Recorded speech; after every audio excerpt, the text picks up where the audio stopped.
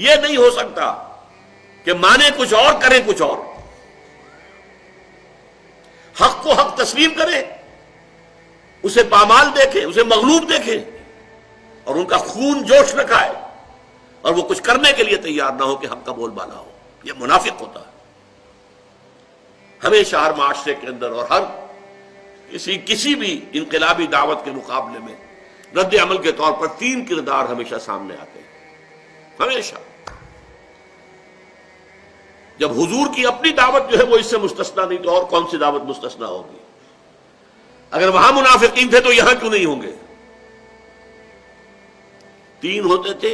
ایک وہ جن کو قرآن کہتا ہے سورہ توبہ میں السابقون الاولون من المہاجرین والانصار والذین اتبعوہم باحسان رضی اللہ عنہم ورضوا عنہ.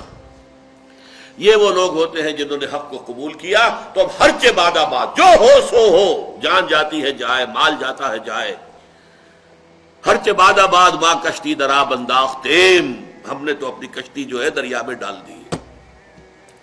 اب یہ کشتی تیرے گی تو ہم تیریں گے اور جئیں گے، یہ کشتی ڈوبے گی تو ہم ساتھ ہی ڈوبیں گے.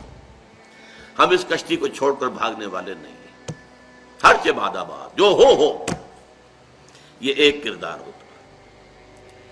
دوسرا کردار اس کے برعکس ہوتا ہے، جو مخالفت میں اڑ جاتا ہے، ڈٹ جاتا ہے، اپنے باطل نظام کو، باطل اعتقادات کو، باطل نظریات کو پروٹیکٹ کرنے کے لیے میدان میں آ جاتا ہے، مقابلے میں آ جاتا ہے. جیسے ابو جہل آ گیا، ابو لہب آ گیا، ولید بن مغیرہ آ گیا، عقبہ ابن ابی معیط آ گیا. یہ سب کون ہیں؟ یہ بالکل اپوزٹ کیٹیگری ہے، لیکن یہ کھلے دشمن ہیں، سامنے سے وار کرتے ہیں، ان سے بچنا آسان ہے. ایک تیسری کیٹیگری ہوتی ہے ان بٹوین، کچھ مانا بھی لیکن کچھ کرنے کو تیار نہیں. جان پیاری ہے، مال پیارا ہے، بچ بچ کے چلو، سیفٹی فرسٹ،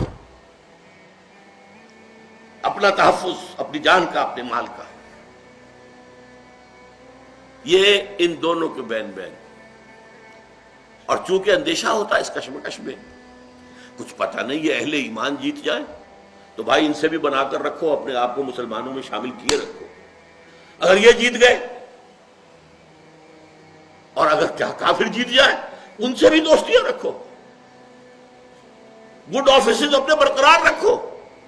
اگر وہ جیت گئے تو کیا ہوگا؟